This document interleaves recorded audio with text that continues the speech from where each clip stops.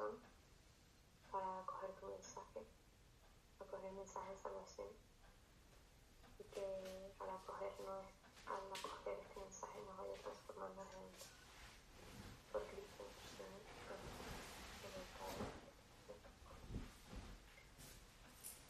Éxodo 25. Nos quedamos que lo último era este proceso de todo el Antiguo Testamento de Dios acostumbrando al hombre a poseer a Dios y de Dios acostumbrarse a habitar con el hombre, en el hombre, ¿sí? Entonces vamos a estar viendo esto todo el tiempo, y esto es algo muy bonito, ¿no?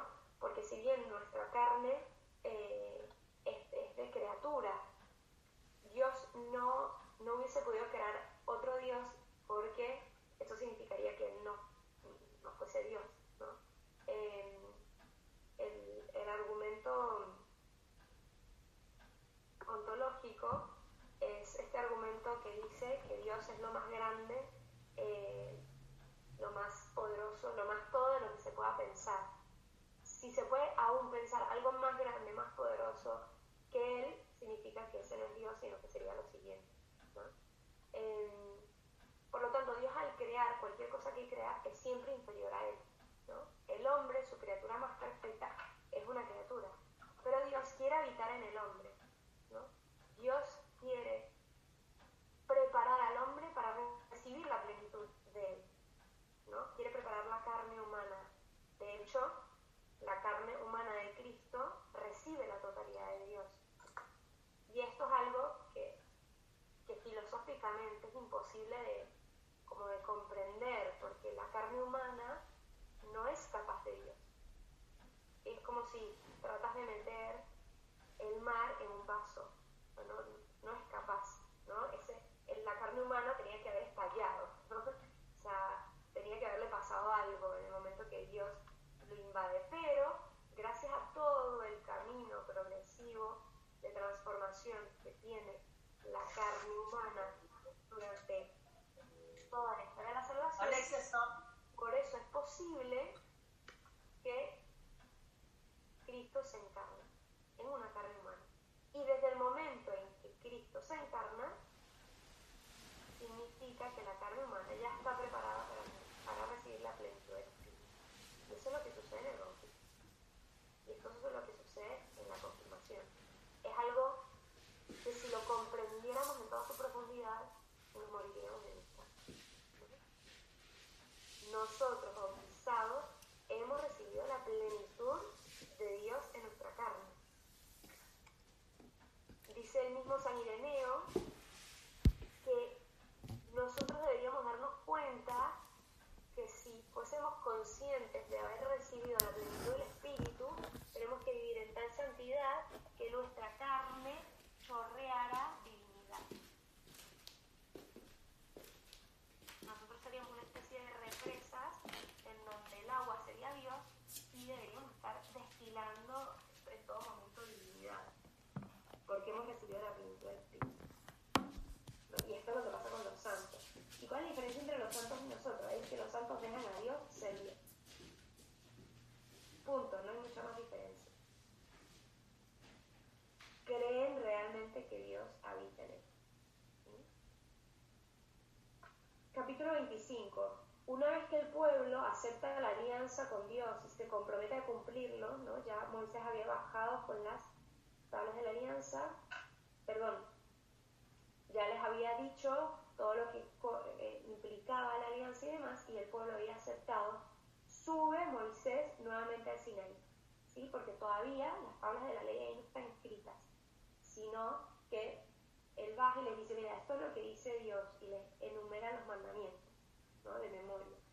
Y entonces el pueblo dice, sí, aceptamos. Entonces Moisés vuelve a subir al Sinaí, que de hecho les quería compartir aquí pantalla.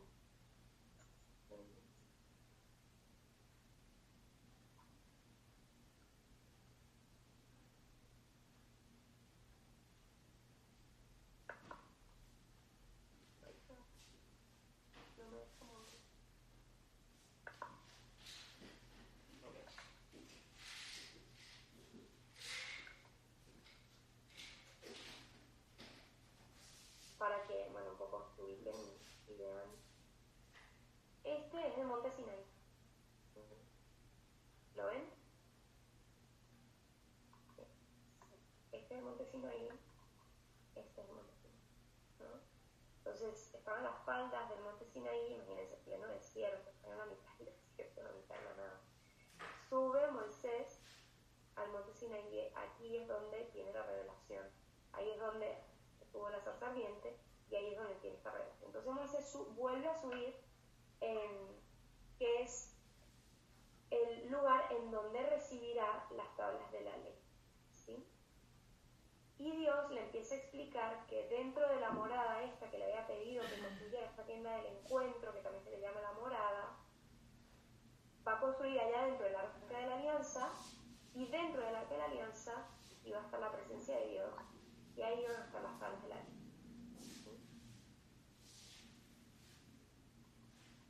Esto va a estar guardado en el lugar más, imagínense, esta es el arca de la alianza, ¿sí? Están dos querubines con sus alas entrecruzadas, y el espacio que hay en la mitad, que es puro espacio, ahí se considera que estaba la presencia de Dios.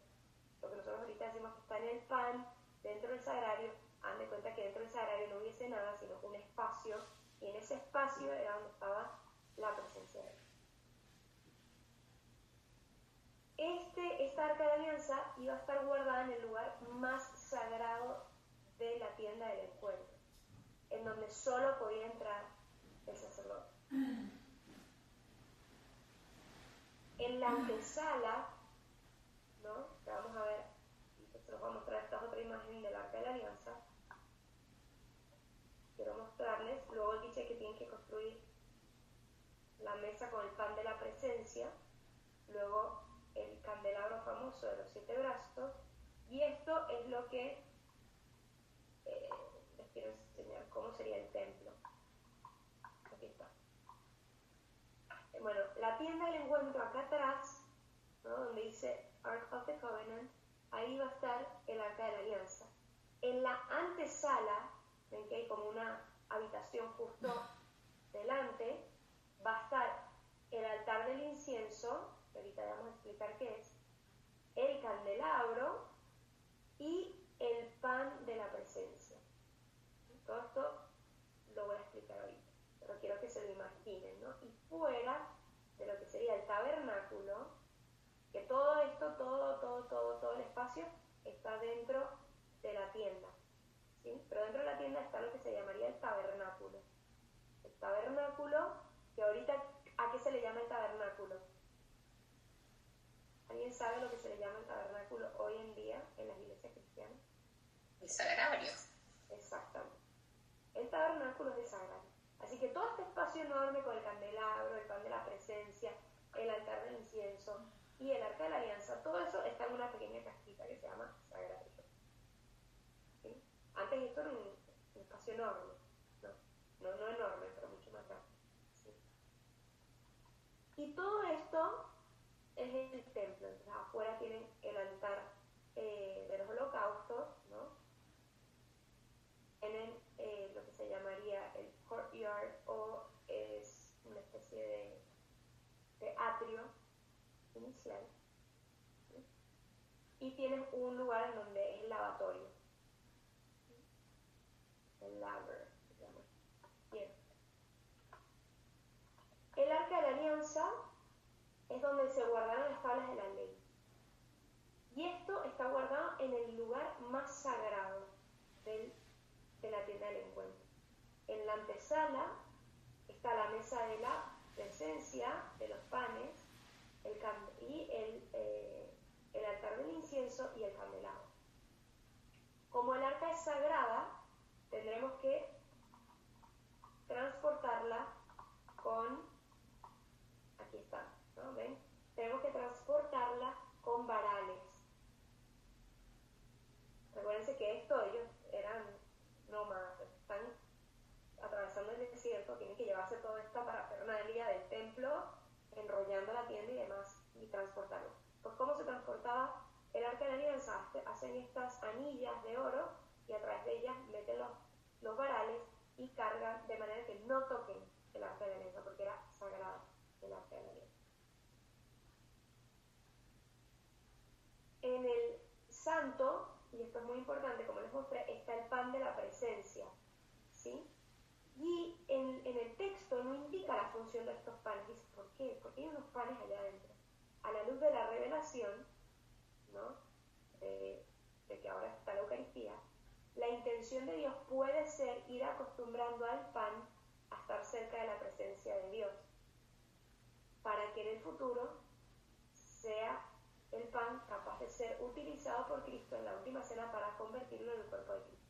Lo mismo que hemos hablado de que el hombre, la carne humana, tiene que irse acostumbrando a la presencia de Dios, el pan, nada, se interpreta que el pan debe estar cerca de la presencia ahí en el arca de la alianza para irse acostumbrando para luego recibir el cuerpo de Cristo.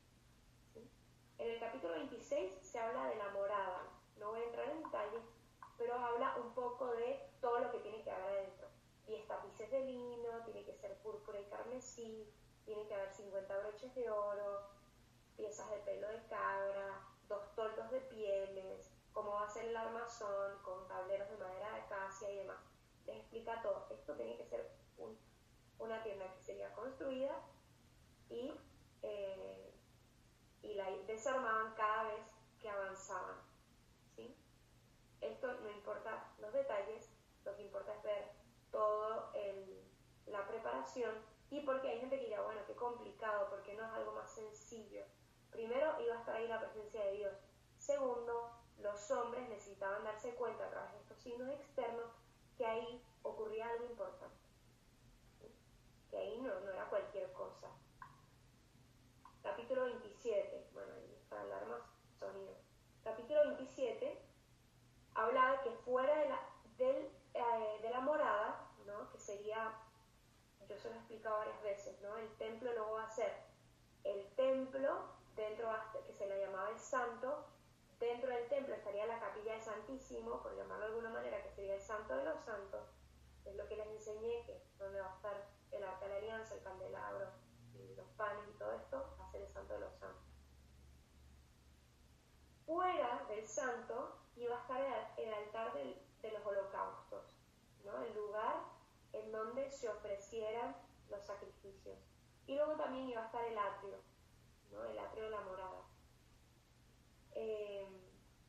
El capítulo 28 habla sobre los sacerdotes, ¿no? Y los ornamentos sacerdotales, es decir, cómo debían vestirse los sacerdotes, ¿no?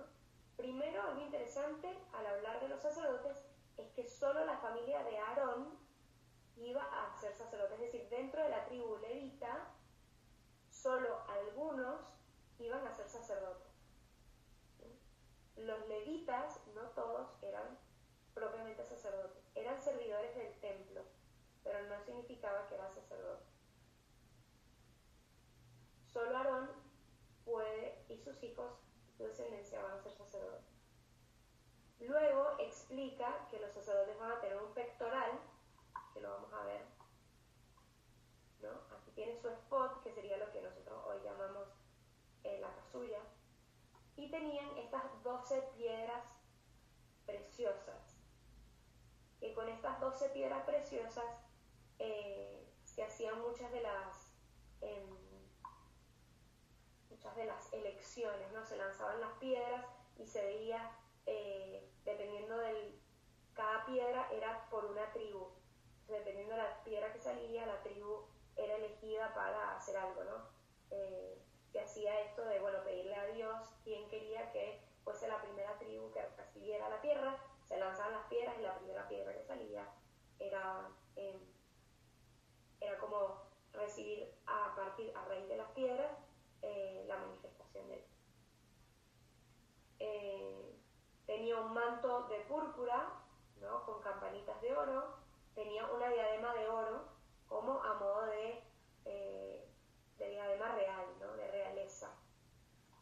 Esto es el capítulo 28. Capítulo 29, no me meto a detalle porque pues entran muchos detalles de las vestimentas y demás, y esto a la hora de la revelación no nos da tanto rato. El capítulo 29 sí es un capítulo, y el 30 son capítulos muy interesantes. El capítulo 29 se nos explica el rito de la ordenación. Fíjense, aquí era como estaban vestidos los sacerdotes, ¿no? está la vestimenta está púrpura, está el efod con las 12 piedras, está la diadema real, ¿sí? Ahí está, que significaba que era un consagrado a Dios. Ahora esta diadema, ¿dónde la llevan los sacerdotes? En el cuello, ¿sí? El cuello, y por eso lo que indica el clergyman es que es un consagrado, ¿no? Que es un consagrado a Dios. Bueno, en el capítulo 29 se explica todo lo que sería la ordenación, el rito de la ordenación sacerdotal, ¿no? Que empezaba por un baño, una investidura, ¿no? Se bañaban, luego los investían y luego los ungían, un poco similar a la ordenación sacerdotal de ahora. Luego se hacía una ofrenda, ¿sí? De un novillo por el propio pecado de los sacerdotes, luego un carnero como un ofrecimiento para Dios y luego un segundo carnero como la consagración del sacerdote. Luego había un banquete sagrado de los sacerdotes y por último los requisitos, lo que tenía que hacer el sacerdote eran sacrificios diarios, ¿no? En el capítulo 30 y 31, ¿sí? Está el tema del altar del incienso. En este altar del incienso se iba a estar todo el tiempo ofreciendo incienso a Dios, a modo de, como cuando llega a un santuario y hay como toda una zona de prender velitas, porque esas velitas significa que todo el tiempo se están subiendo esas oraciones al cielo. Bueno, similar se hacía en este altar del incienso, ¿sí? Que todo el tiempo se estuvieran subiendo oraciones al cielo. Algo que es significativo e importante era que el sacerdote, una de las cosas que tenía que hacer una vez al año era ofrecer un sacrificio de expiación. ¿Qué significa esto? Significa que elegía un cordero y sobre este cordero, y esto es muy importante porque esto se va a unir a la concepción del cordero pascual, ¿sí? Que era el cordero pascual el que se ofreció para liberar con su sangre a el pueblo de Israel de Egipto. Ahora, este nuevo como momento del sacrificio de expiación era diverso. ¿Qué hacía el sacerdote? El sacerdote agarraba e imponía sus manos sobre un cordero, ¿no? Y en este momento, él como representante de todo el pueblo de Israel, hacía que todos los pecados de sí mismo y del pueblo los recibiera este cordero. Y este cordero expiaba todos estos pecados al ser matado. De aquí surge la expresión del chivo expiatorio, ¿sí? El que se sacrifica para ver qué es lo que está pasando, ¿sí? El chivo expiatorio. Bueno, de aquí surge ahora. Cristo, esto se hacía una vez al año. Cristo en su imagen de cordero unifica estas dos visiones, la del cordero pascual y la del cordero expiatorio, porque Él con su sacrificio no solo nos libera de nuestro pecado en Egipto, sino que expía nuestro pecado. Él es el cordero expiatorio en donde Él carga con los pecados de la humanidad y al morir todos estos pecados son expiados. Se entiende que entonces se unifican en Cristo estas dos concepciones, la del cordero pascual y la del chivo expiatorio, que en el Antiguo Testamento son dos realidades diversas. ¿Se entiende? Bueno. Luego, otra de las cosas, nada, todo este capítulo 30 y 31 va entrando en todos estos detalles de cómo tiene que ser ese altar del incienso, con qué tipo de madera tiene que ser construido, el óleo de la unción, de dónde va a provenir, de ciertas no sé, plantas en donde se iban a poner juntas y entonces era con el óleo que se ungían los sacerdotes. Luego los artesanos que iban a ayudar en la construcción de la morada descanso sabático como la alianza perpetua, ¿no? Este tema de santificar el tiempo y que el tiempo no me pertenece, que le pertenece a Dios. Y por último, el tema de la entrega de las tablas de piedra, ¿no? Moisés recibe las 2 tablas del testimonio que dice aquí al final del capítulo 31 que están escritas por el dedo de Dios. O sea, que él recibe estas tablas ya talladas. Esto es lo que nos testimonio.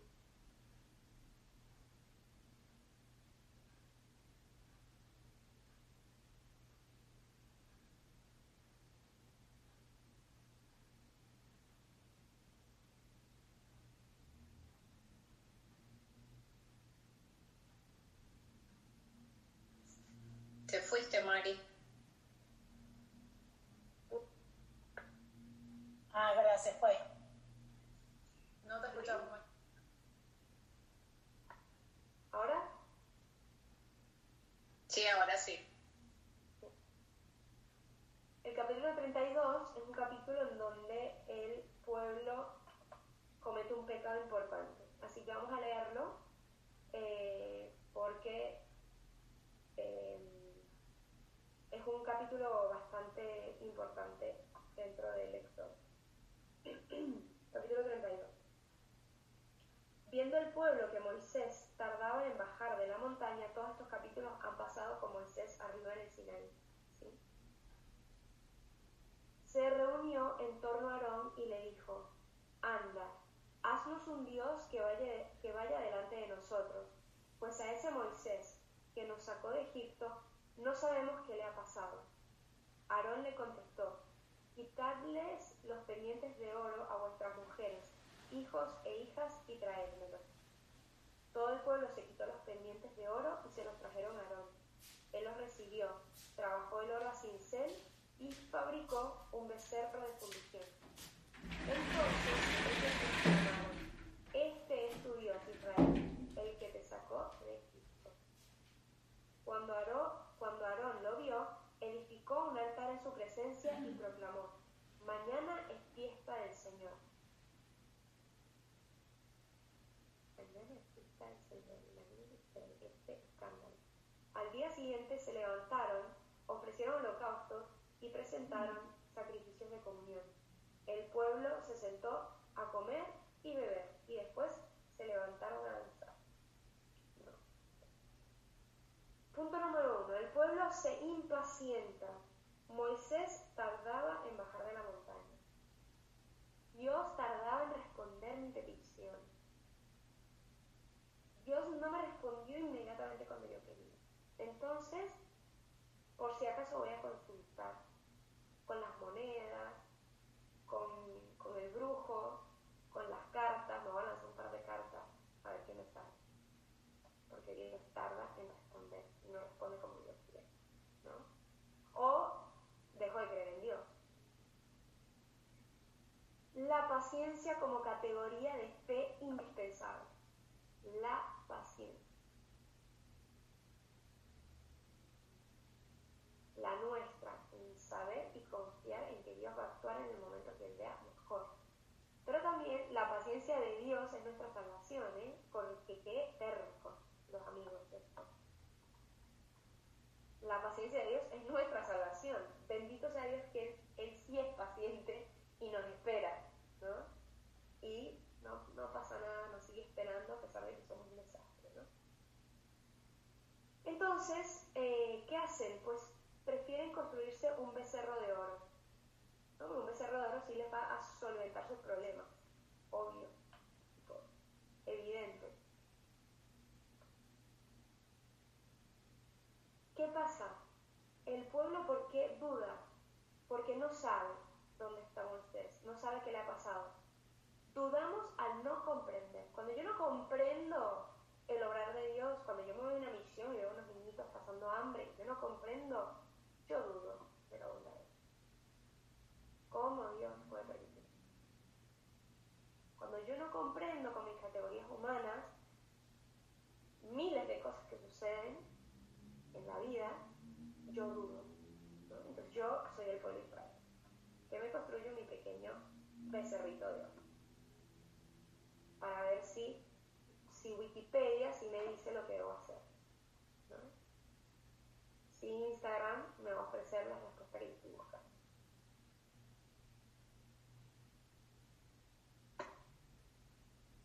Todo el pueblo entonces se quitó los pendientes, todo el tema, y hacen lo derriten todo este oro y hacen este becerrito de oro. ¿Y qué hacen? Festejan. Imagínense la inconsistencia del pueblo, que al tener un pequeño becerrito que no respondía, no hablaba, no hacía nada, ellos sabían de dónde provenían porque eran de sus mismos pendientes, celebraron, hicieron fiestas. Así somos nosotros, ¿eh? Somos nosotros. Pequeñas burusas que nos dan, y hacemos grandes festejos, ¿no? Todo se nos resolvió. Nos dan 3 botellas de alcohol, grande fiesta, grande fiesta. Qué bien que la pasamos, ¿no? Porque el alcohol me da las respuestas a todos mis desgracias. Y al día siguiente, pues me doy cuenta que era un becerrito de oro que me había hecho yo, ¿no? En realidad no me respondía ninguna inquietud que tenía, ¿sí? Y así somos, ¿eh? Cada uno tenemos nuestros becerritos de oro. O sea, un viaje en donde puse todas mis seguridades, la voy a pasar increíble, y ahí va a estar resuelto todo cuando me gradúe, o cuando me case, o cuando tenga hijos, cuando mis pequeños becerritos, ¿no? De oro que me voy creando en la vida. Y cuando los tengo me doy cuenta que no hablan, que no me solucionan ninguno de mis problemas más esenciales. Y entonces, bueno, ¿qué pasa? Que Moisés baja, ¿no? Que es donde empieza la buena parte de este capítulo, ¿no? En el versículo 7. El Señor dijo a Moisés, está todavía arriba en el Sinaí: anda, baja de la montaña, que se ha pervertido tu pueblo, el que tú sacaste de Egipto. Pronto se han desviado del camino que yo les había señalado. Otra clave de la fe, la perseverancia. Pronto se desviaron. Sí, Señor, te seguiremos a donde tú quieras, dale. Bueno, pasa una semana, pasa 2, y ya.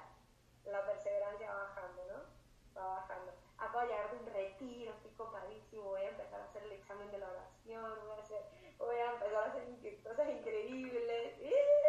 Empiezo a bajar la perseverancia el segundo o tercer día, ya no estoy haciendo nada, ¿no? Y así pasa, ¿no? Así pasa en la vida. Lo más difícil es la perseverancia, la constancia, el permanecer, ¿no? De hecho, Jesús nos lo dice en el capítulo 15 del Evangelio de Juan, ¿no? Permanezcan en mí. El que permanece en mí da mucho fruto. Pero hay que permanecer. Y lo más difícil es permanecer. Entonces pronto se han desviado del camino que yo les había señalado. Se han hecho un becerro de metal, ¿no? Dios les habla claro, porque ni siquiera habla de oro, ¿no? Porque el oro es un metal precioso, no, pedazo de metal, ¿no? Recuérdense que hasta el oro más precioso es un metal, ¿no? Se postran ante él, le ofrecen sacrificios y proclaman: este es tu Dios, Israel, el que te sacó de Egipto, un pedazo de becerro. Es que lo leemos y nos da risa, pero si vemos a veces nuestra vida, nos debería pasar lo mismo, ¿no? Es decir, qué absurda soy que puse toda mi seguridad en lo que quieran, ¿no?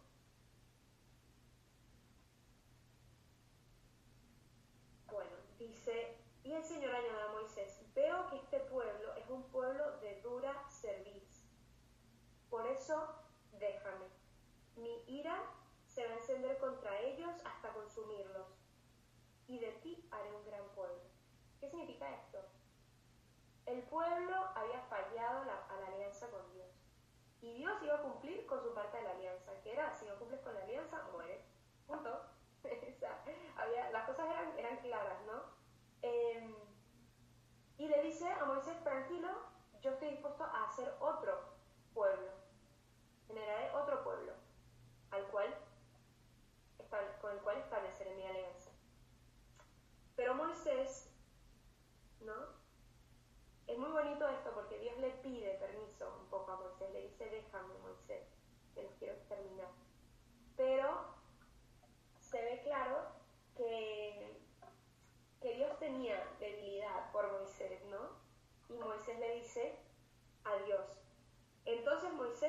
al Señor su Dios: ¿por qué, Señor, se va a encender tu ira contra tu pueblo, que tú sacaste de Egipto con gran poder y mano robusta? ¿Por qué han de decir los egipcios: con mala intención los sacó, para hacerlos morir en las montañas y exterminarlos de la superficie de la tierra? Aleja el incendio de tu ira, arrepiéntete de la amenaza contra tu pueblo. Acuérdate de la alianza. Señor, recuerda lo que tú prometiste. Acuérdate de tus siervos, Abraham, Isaac e Israel, a quienes juraste por ti mismo: multiplicaré vuestra descendencia como las estrellas del cielo, y toda esta tierra de que he hablado se la daré a vuestra descendencia, para que la posea por siempre.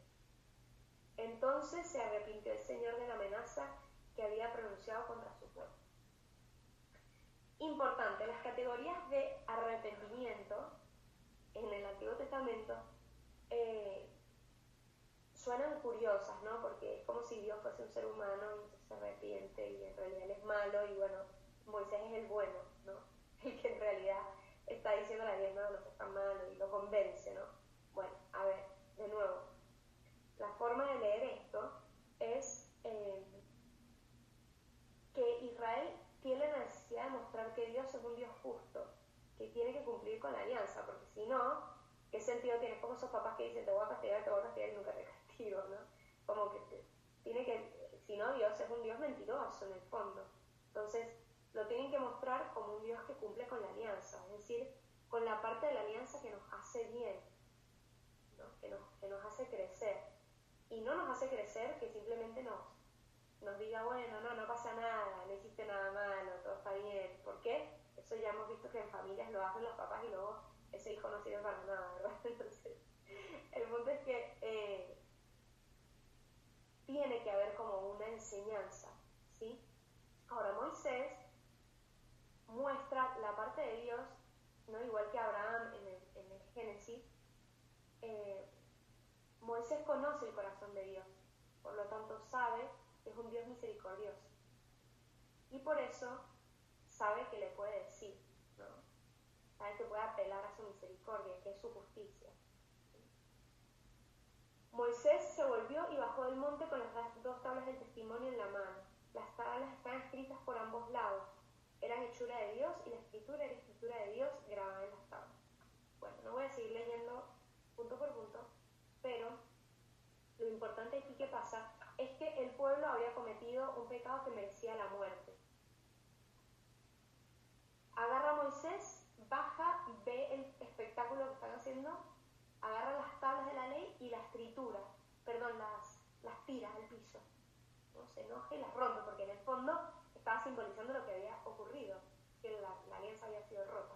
Agarra el becerro, lo tritura, ¿no? Lo hace polvo. ¿Y qué hace con este polvo? Se los da a beber, ¿no? Agarra, lo mete en agua y se los da a beber. ¿Qué simboliza esto? Pulverizado en agua, ¿no? ¿Qué simboliza esto? Simboliza que cuando rompemos la alianza y pecamos, somos nosotros mismos los que bebemos de nuestro pecado y las consecuencias del pecado, ¿sí? Somos nosotros mismos.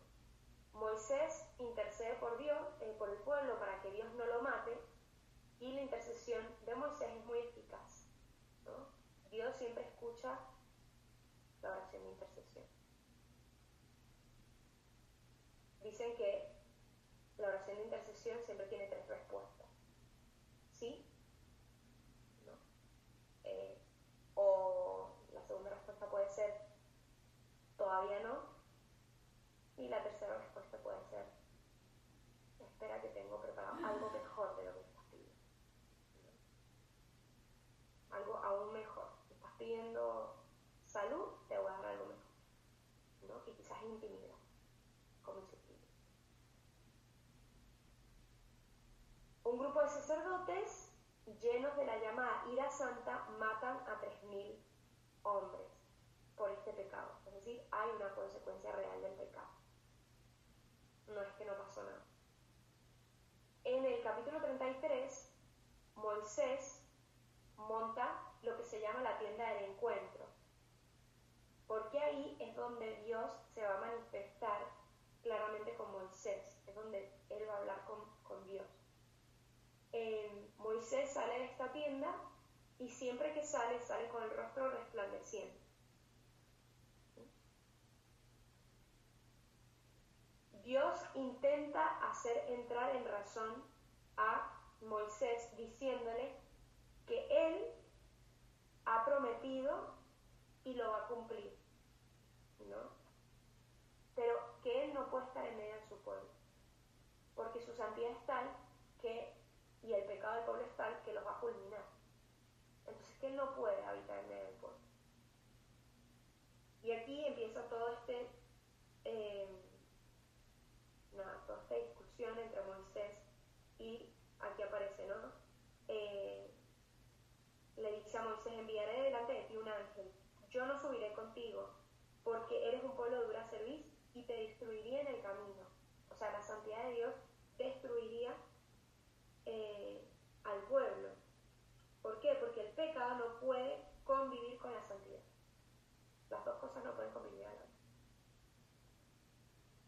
Moisés, ¿qué hace? Dice, Dios, por el bien del pueblo, dice que no va a bajar todavía porque no quedaría ninguno con vida, ¿no? Porque al momento que él bajara, todo el mundo quedaría muerto, ¿no? La santidad de Dios aniquila el pecado y si alguien está con pecado, lo mata. Dios se ha dado cuenta de que el pueblo necesita de sus bendiciones, de su promesa, pero que al pueblo Dios le sobra.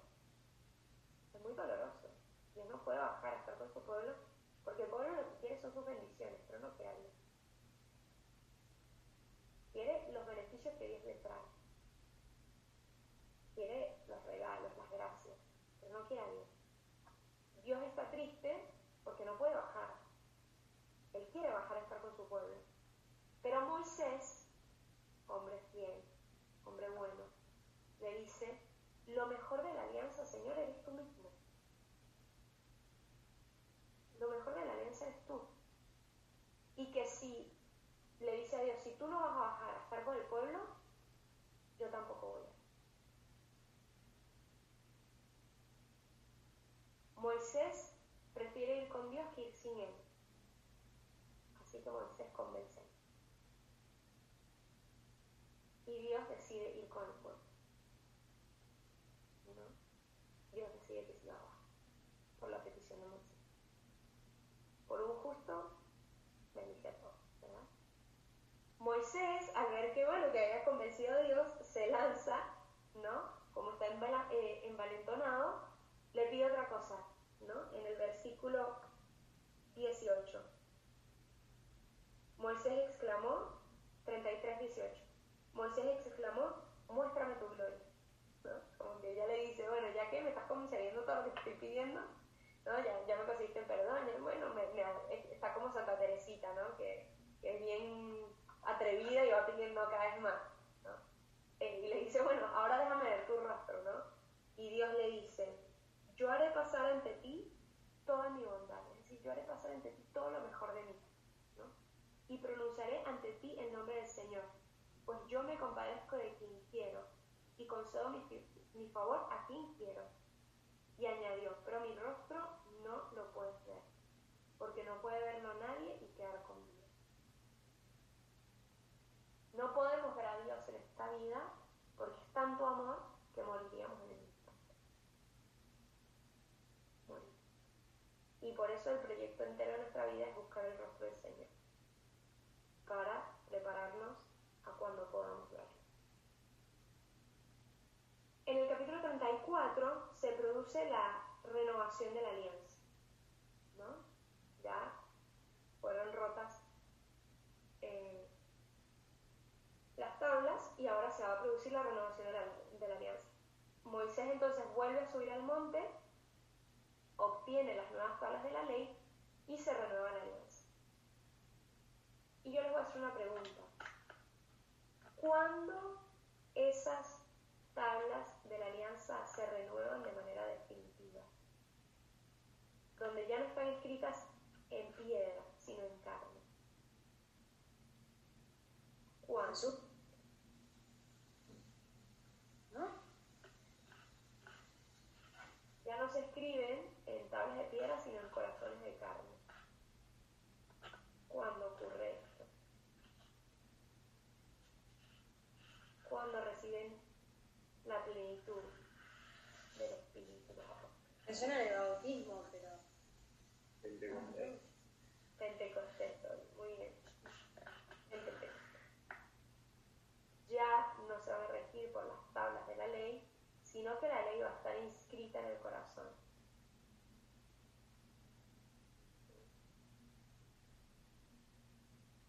A partir de Pentecostés.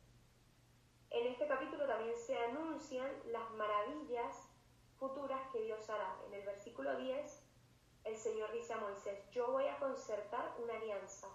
En presencia de tu pueblo haré maravillas como no se han hecho en ningún país. Y está hablando de la encarnación. Haré las maravillas que no solo voy a bajar a habitar en una tierra, voy a habitar en una humanidad y en la humanidad.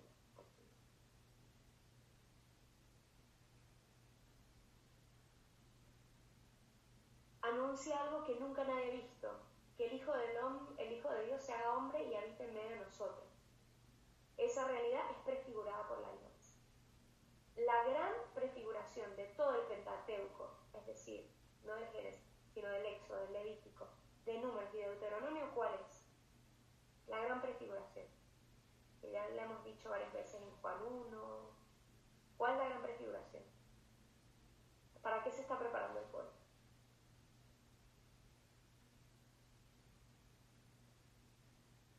Raspazo. No sé. A ver, ¿para qué? ¿Para qué? El Mesías, no sé. Bien, pero ¿qué misterio del Mesías? La salvación.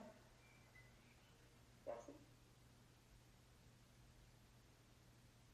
La unión de la carne con Dios. ¿Qué es eso? La encarnación. La encarnación. Es decir, la gran prefiguración es la presencia de Dios en medio del pueblo. ¿Por qué? Porque Jesús cuando se va dice: yo estaré con ustedes, entre ustedes, ahí, hasta el fin del tiempo. ¿Y dónde se queda Cristo con nosotros? En carne. ¿Dónde se queda?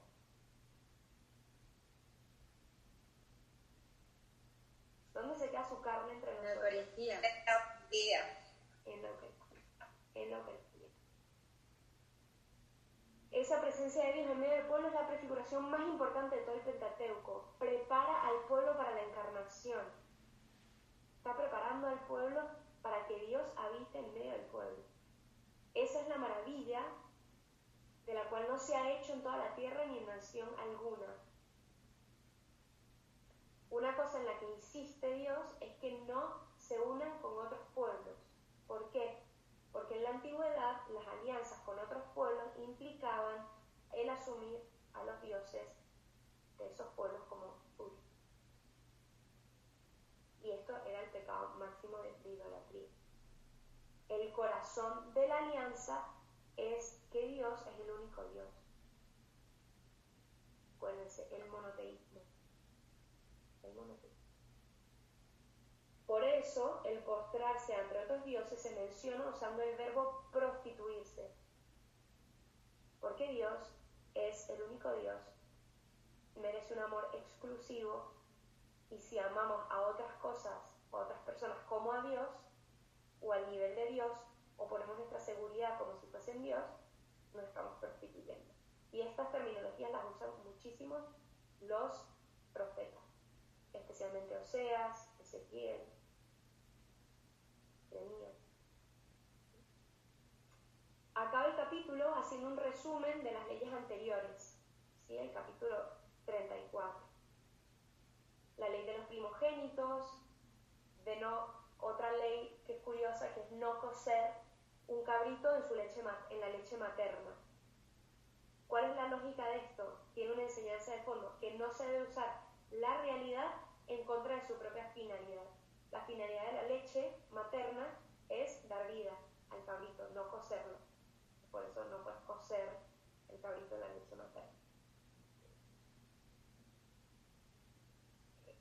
Hace la ley del sábado, que es el descanso, y después de 40 días se vuelve a escribir la ley. Los 40, recuérdense que son días completos. Número 40 es número de plenitud, completo, es decir, pasaron 40 días para que el pueblo pudiese ser purificado de su pecado para volver a recibir la alianza, la ley. Y desciende Moisés con rostro resplandeciente. Del capítulo 35 al 40, en breve, es la construcción del santuario, ¿sí? De esta tienda del encuentro.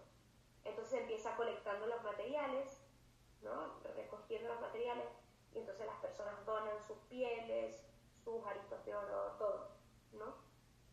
Y hay una parte muy bonita, que es que el pueblo da más de lo que se necesita, ¿no? Entonces Moisés dice, han dado más de lo que se necesita, se les restituye lo que necesitan, cosa que ojalá hiciéramos ahora, ¿no?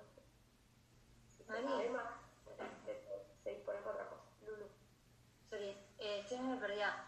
¿Van a volver a hacer una alianza para perdonar su pecado? No, es la misma, solo que recuerde que Moisés la destruyó las tablas de la ley. Sí. Así que pasan estos 40 días y vuelven a dar las tablas de la ley, pero con las mismas letras. Bien. Entonces, del capítulo 35 al 40 es la realización de las instrucciones del santuario. Entonces, nada, todos estos capítulos se trata de poner en práctica las instrucciones dadas por Dios sobre la construcción del santuario, el cual, ojo, no es un santuario verdadero, sino que es una copia del santuario del cielo. Este santuario tiene solo valor de imagen, de copia. ¿Sí? El verdadero santuario, de hecho, nuestro altar en la iglesia se une al altar del cielo, ¿no? Recuérdense que una parte de la misa se habla de que estas ofrendas sean llevadas mediante tu ángel al altar del cielo, ¿no? Porque el altar verdadero es el altar del cielo. Ahí es donde Cristo se ofrece. En el capítulo, entonces, esto es del capítulo 35 hasta el 38 más o menos, aunque el 39 y el 40 también, pero el capítulo 39, el pueblo entrega y enseña todo lo construido a Moisés, y este lo bendice y consagra. ¿Sí? No sé si alguna vez han ido a una consagración de una iglesia. Cuando apenas construye una iglesia, hay que consagrarla. Entonces hay todo un ritual de que tienen que pasar por las 4 esquinas de la iglesia, haciendo todo un ritual, se instituye el lugar donde va a ser las confesiones, se instituye el lugar donde van a ser los bautizos, y entonces la pila bautismal y se bendice, bueno, hay todo un ritual. Bueno, algo similar hace aquí Moisés. De hecho, Moisés es el primero que lo hace, nosotros hacemos copias de esa tradición. Moisés ejerce aquí una función sacerdotal. Él nunca recibe el título de sumo sacerdote, y de hecho el único momento en donde ejerce una función como sumo sacerdote es en este momento en donde se bendice la morada. Y en el capítulo 40, el último capítulo del Éxodo, Moisés unge definitivamente el santuario, y es el único que es digno de hacerlo a los ojos de Dios. Una vez constituido y consagrado, Dios baja a habitar dentro del pueblo, con su pueblo. La columna de nube o de fuego está encima del Santa Santorum, ¿no? Recuérdense, el lugar del Arca de la Alianza, el lugar en donde está justo encima estaba la columna de humo en el día y la columna de fuego durante la noche. El Señor entonces les va dando conciencia de que Él mismo se hace presente y acampa entre su pueblo. De nuevo se nos hace referencia, alusión a estas palabras de Juan, ¿no? El Señor, el Verbo, se hizo carne y acampó entre nosotros. Puso su morada entre nosotros. Entonces Dios va poco a poco su pueblo, acostumbrándolo a que Él va a vivir en medio de él. ¿Sí? El Éxodo entonces concluye con el deseo de Dios cumplido. ¿Cuál es el deseo de Dios? Habitar en el pueblo. Habitar en medio de él.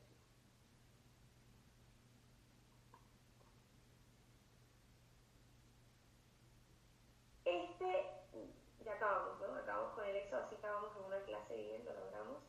¿Qué es lo importante de este libro? Este libro es central. ¿Por qué? Mucho de nuestra religión, de nuestra profesión de fe cristiana, recurren a textos bíblicos del Éxodo. Por ejemplo, el maná, que sería la Eucaristía, el paso del Mar Rojo, que sería la Pascua, mediante nosotros pasamos de la muerte a la vida, el agua de la roca, que brota de la roca como el agua del bautismo, el pan sin levadura, que prefigura a la Eucaristía. ¿Sí? Entonces, mucho del libro del Éxodo se utiliza para prefigurar todo lo que son dos sacramentos principalmente, el bautismo y la Eucaristía. La tradición cristiana ha utilizado constantemente y en diversas perspectivas los eventos narrados en el Éxodo, ¿sí? para ilustrar las riquezas de la vida cristiana, el misterio de la Iglesia, el misterio de los sacramentos y especialmente, como les dije, el bautismo, que es el paso de la muerte a la vida, el paso por el Mar Rojo, ¿sí? Y la Eucaristía, que se figura en el maná. Y de hecho, en muchos textos del Nuevo Testamento se le designa a los cristianos con las palabras centrales de la alianza, es decir, como un linaje elegido, como un sacerdocio real, como una nación santa. Esto lo escuchamos mucho en canciones, de pronto de épocas litúrgicas importantes, que a los cristianos se les designa como el linaje elegido, como el sacerdocio real, como la nación santa, como el pueblo adquirido. ¿Sí? Todos estos términos surgen de este libro del Éxodo. Cerramos el libro del Éxodo y abrimos a preguntas.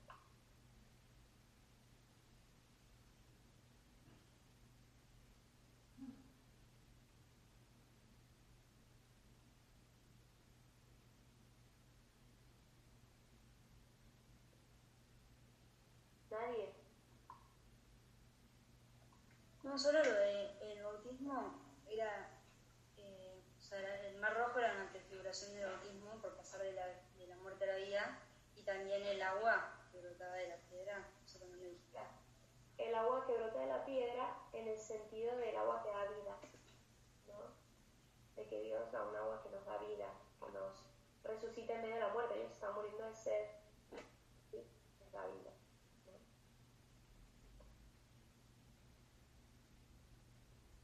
Hay muchos símbolos. Este libro se han escrito libros y libros y libros y libros del libro del Éxodo, así que no nos va a dar en 3-4 clases para profundizar, pero bueno, más o menos hay disparadores.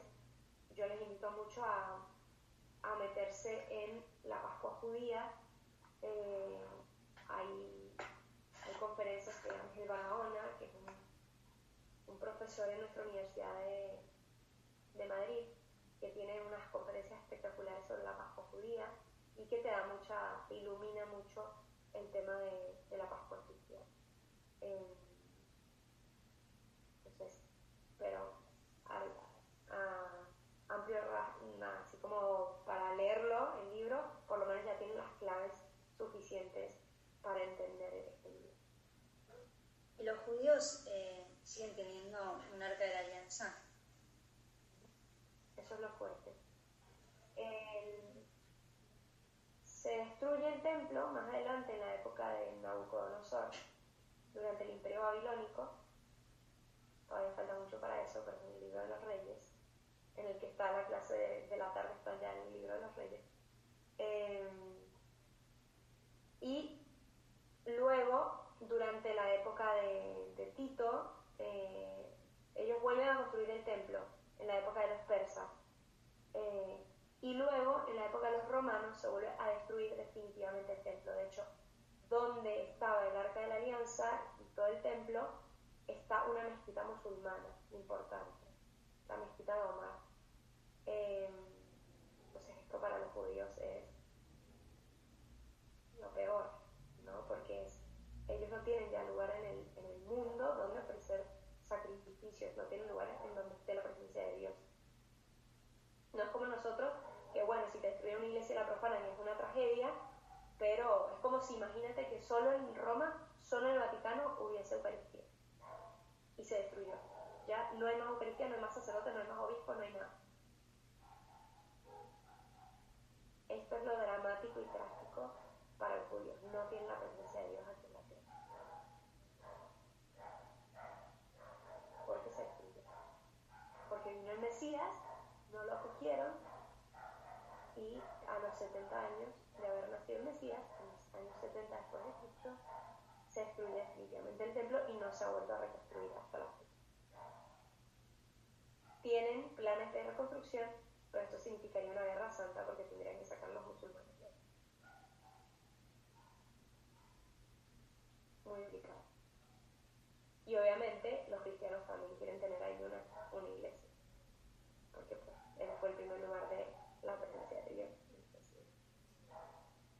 Pero bueno, por eso la Tierra Santa es tan lugar tan lleno de guerra.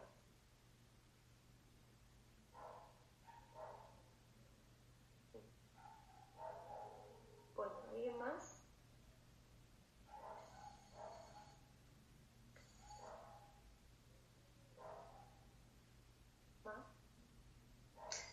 No, es que, bueno, te iba que es un lugar muy conflictivo, pero que bueno, lo único que ellos tienen ahorita es el muro externo del templo. Exacto, el muro de las lamentaciones, famoso, que es lo que queda de fuera, o sea, era tipo la muralla externa, y ahí van a lamentarse, por eso van, y por eso hay que ir con mucho respeto, porque cuando uno va ahí y ve a los judíos lamentándose en el muro, solo si entendemos lo trágico que es para ellos el no tener la presencia de Dios, vamos a ir con mucho respeto, y de hecho hay muchos cristianos que van y rezan ahí intercediendo por los judíos. Yo fui hace no sé cuántos años fui a la Tierra Santa y tenía 23, 24 años y fui y me acuerdo perfecto cuando estaban rezando ahí los judíos. Es realmente trágico si lo comprendemos.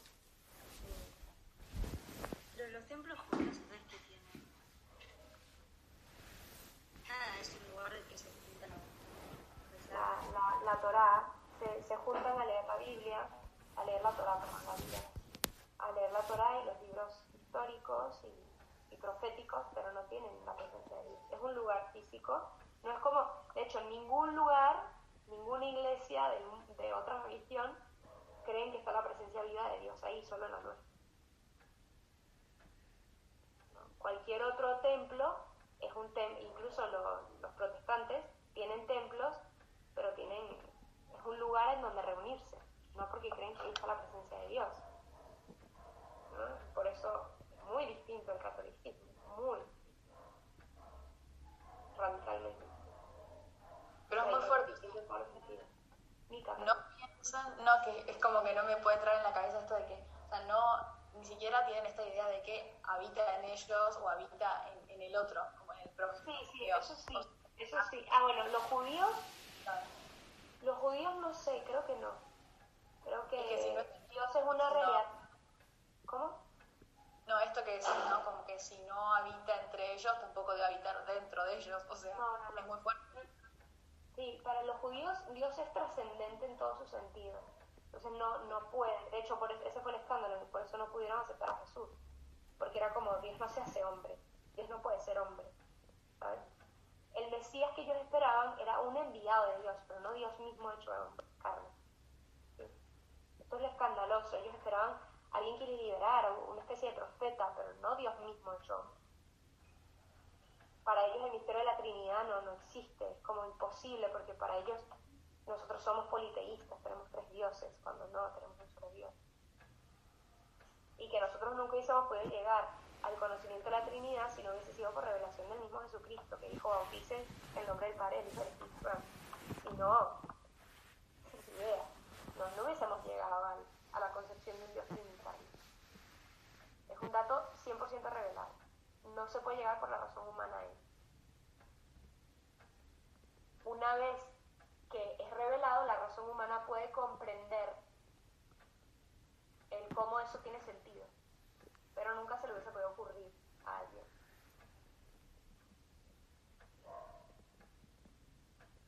¿Alguna otra pregunta?